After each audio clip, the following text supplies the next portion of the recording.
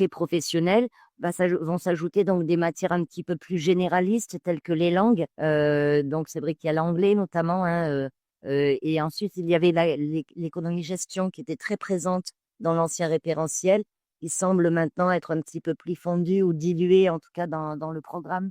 C'est ça, Charlotte? Ouais, bien moins présent. On ne sait pas exactement en quel volume horaire dans le référentiel. C'est pas très clair sur le volume horaire qui sera vraiment sur cette matière-là.